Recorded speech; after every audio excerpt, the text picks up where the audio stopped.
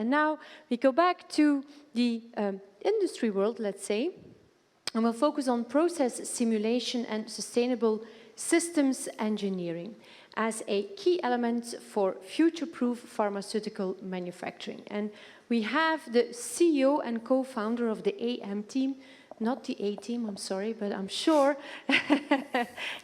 it's something similar, let's say. So Wim Oudenaard, the floor is yours to give your talk on smart manufacturing process development.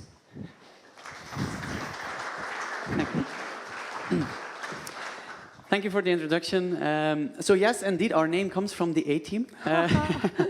AM stands for Advanced Modeling, but the relation with the AIM team is that we wanted to be kind of a special force in the industry, providing some new models based on a lot of experience and expertise that is very niche. So yeah, today it's my pleasure to be here. Thanks, CESPE, for setting up this very nice event. And I think if we see all these presentations, we can be very proud. I think everybody agrees. We can be very proud on our Belgian pharmaceutical industry. And today, yes, I'm going to talk about digital solutions, specifically process models, not really data-driven. We have seen some data-driven, by the way, very nice presentations. I liked very much the chemical one in the morning. But this is about mechanistic models. So this is the green button, okay. When we look at digital twins, so I'm not going to talk about digital twins all the time, but this is just an illustration of how digital is becoming a very important topic. So this graph, what it shows, it is the use of the phrase digital twin as function of time. So it's on the y-axis, it's the number of occurrences in literature and on the internet as function of time. Times 10 to the minus 6, yeah? But you can clearly see that it's only started really taking off since 2014, not even 10 years ago. And that's why many people are confused. Everybody is talking about digital twins nowadays. Look at that curve. But everybody is also confused. What can they do? What is the real value? It makes sense because it's only since a couple of years we are really going hard on that. And many people are exploring what to do with it, but there are huge opportunities. Another figure I like very much is this one. So that's the landscape of human competence. It's from the book Life 3.0. Actually, the original figure comes from a scientific publication. But the water is actually what computers can do, and the land is what humans can do, or can do better. And of course, we are flowing. We have climate change there as well. And we all know that computers are better than in chess. Since a couple of years, they are better at Go, which is a very complex game, and it's rising, and autonomous driving and things like that. The question is, will they ever become better at art? That's the question.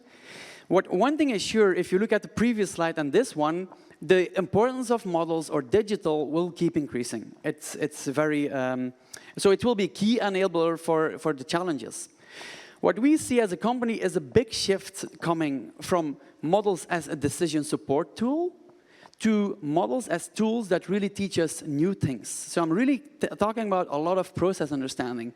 I think a nice example was Thomas' presentation on the freeze drying, where models were really used to enhance the process understanding and as such accelerate the development of a novel technology.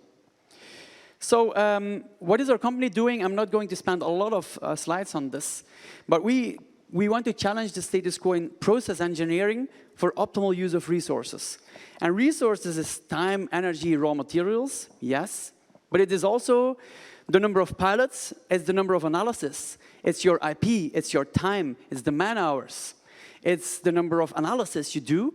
So this is really where we focus on to really do things more efficiently and smartly.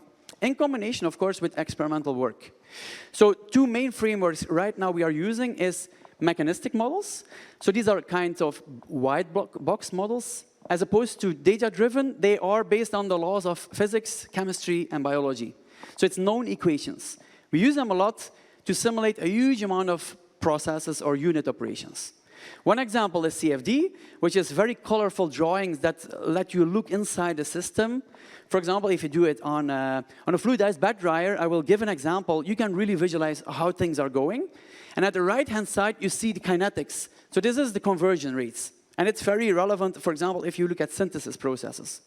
Here you can clearly see the practical value. So this is a huge bioreactor. It's not really a pharmaceutical reactor, but it shows how sensitive processes are. So these are injectors of pure oxygen. You look from the top now, and the dark blue zone is low oxygen. You don't want that. And then you change the location a little bit of these injectors, and your whole system gets optimized at once with the same input, same energy, and you don't have to do trial and error-based optimization.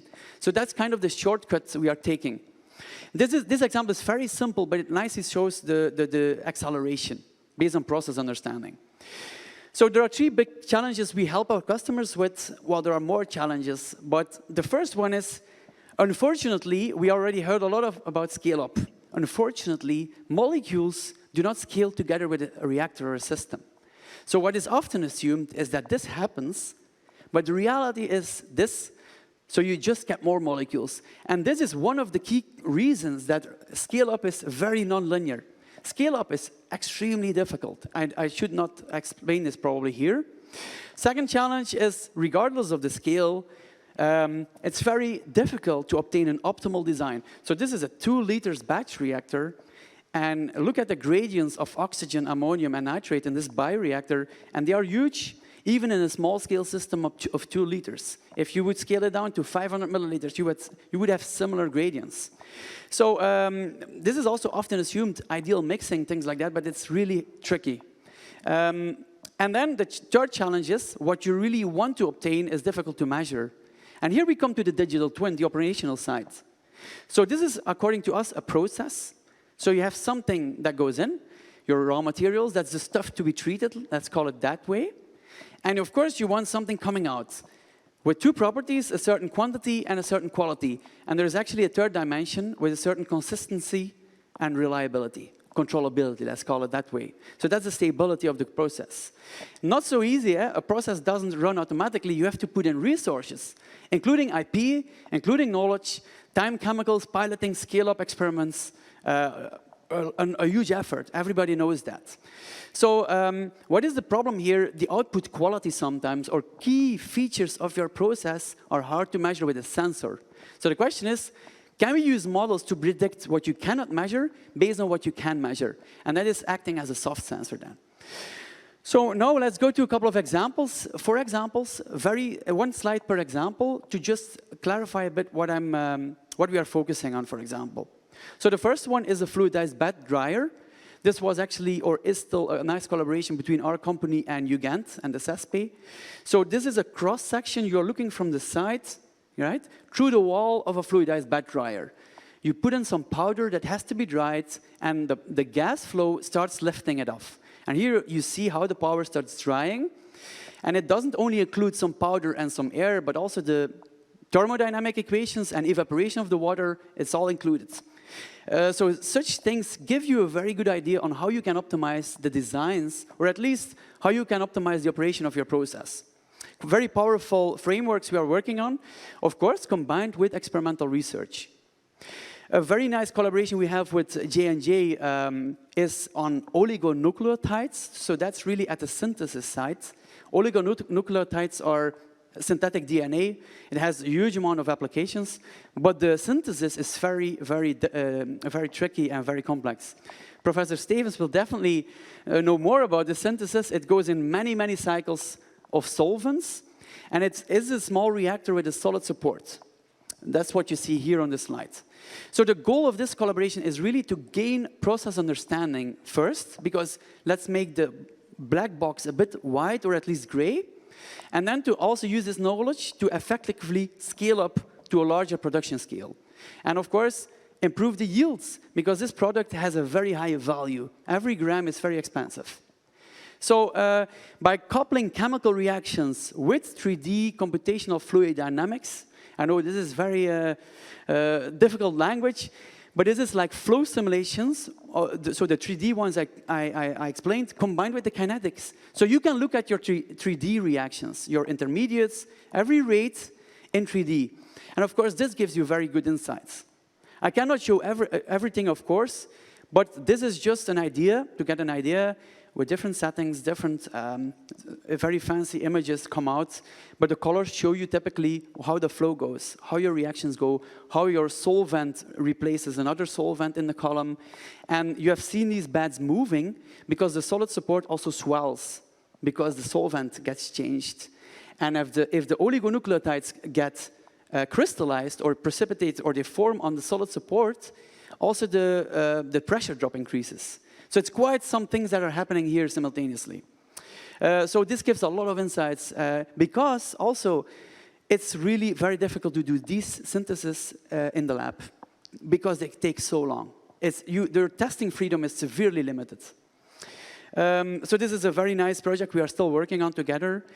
And this is an example on equipment design. So here we are looking inside a tubular membrane, a membrane filtration unit, and these colors indicate the local shear on the surface of the membrane. This was actually a study performed by the team of Professor Nopens, Ingmar, who is also here, and the colleagues. But it's a very nice example that shows how you can then alter the design and improve the system. If you look at the right, you see this red curve shifting to the right, which causes more shear, and your membrane has a better performance. Just by bringing in these helical ridges. That's one example of model-based equipment design. You can also do shear calculations on sensitive molecules. For example, antibodies, we heard, are very sensitive. Proteins can be susceptible to shear. And then I've been mainly talking about CFD. It's mainly complex models, these colorful drawings. But in the end, we also want to enable our customers to use models, more models in-house. So they don't always have this sophisticated knowledge. And then we make the translation from the CFD models to a flow sheet model. And as I already said, you really have to not assume complete mixing. You really have to account for gradients. And we have methodologies to translate such models into flow sheet models, which are actually very useful to gain additional process understanding or to train people, to also train people. For example, you have new colleagues. We also see a lot of potential in training to really enhance the speed. Currently, we just started a VLIO project, a research project. It's quite a risky one, so we want to be very ambitious. We want to use CFD for powder applications, given the importance of solids in pharmaceutical industry. So we really we have seen a very nice presentation before on how difficult it is to predict something with powders. And we now want to combine some properties with CFD simulations because the alternative is DEM, which is discrete element methods, looking at things very in detail, but the simulations take way too long. So it's really impractical. So we really want to see if we can use CFD for powder applications. If you would have any interest in collaborating with us on this project, feel free to talk with me in the breaks. So this brings us to the conclusions. We really believe in recycling of models. This means models that were used to accelerate R&D, that they finally end up at the operational site. That would be our dream, because then you really make optimal use of those models. And also, recycle all the knowledge that was built in R&D optimally to the operational stage. But of course, it will take a while. And of course, you have to overcome regulatory barriers, we all know. But this is really what we want to work together on with our clients. So we use virtual piloting, virtual scale-up in the R&D stage. Now we also use models for continuous improvement, which is virtual process design or redesign. And then when you go to the operational stage, they are digital twins. So in the end, if I come back to the first slides of the introduction of this webinar, it's not a webinar, we are so used to it. I have to get used to real events again. Well, we are really working on both the substance part and the drug products. So we are working active in both. And also, we are active at the modeling side to enhance process understanding, but I would also say at the design side. So, thanks a lot for your attention.